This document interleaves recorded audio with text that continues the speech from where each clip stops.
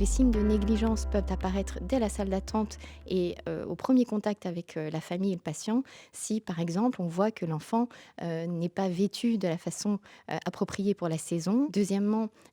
au niveau des soins, s'il y a une carence de soins par des oublis répétés de rendez-vous,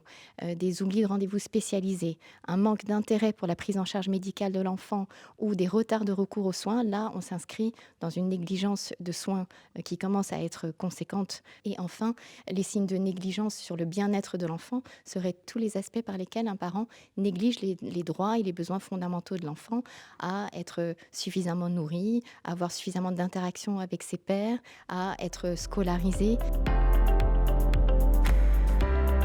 Premièrement, il faut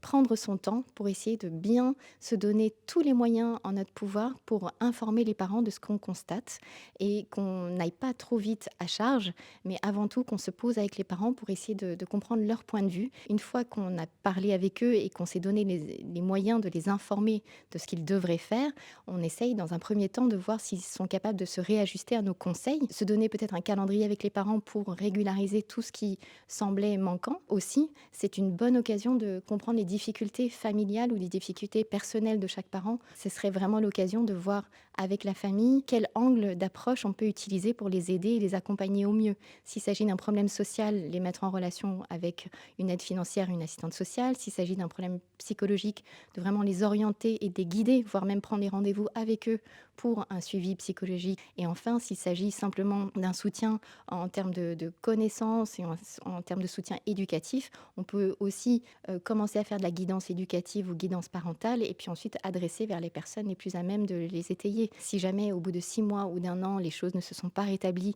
et que la temporalité n'est pas bonne pour l'enfant, là, il faut peut-être envisager de s'inquiéter davantage et peut-être de rédiger une information préoccupante. Lorsqu'on a devant nous des parents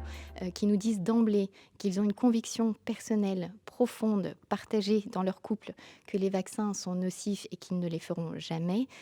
donc on s'inscrit là dans un refus vaccinal qui ne relève pas d'une anxiété parentale par peur du produit en lui-même, mais qui relève vraiment de convictions profondes et difficiles à atteindre. Donc lorsqu'il y a un refus vaccinal net et qu'on a du recul sur le dossier de l'enfant et qu'on voit que les choses n'évoluent pas, je pense qu'on s'inscrit dans une forme de maltraitance au vu des risques encourus par l'enfant et par la collectivité. Donc là, il faut véritablement rédiger un écrit de protection de l'enfance. En revanche, dans les cas de retard vaccinaux, là, je pense que cela mérite qu'on prenne du temps avec les parents et qu'on essaye vraiment de réaliser des entretiens motivationnels.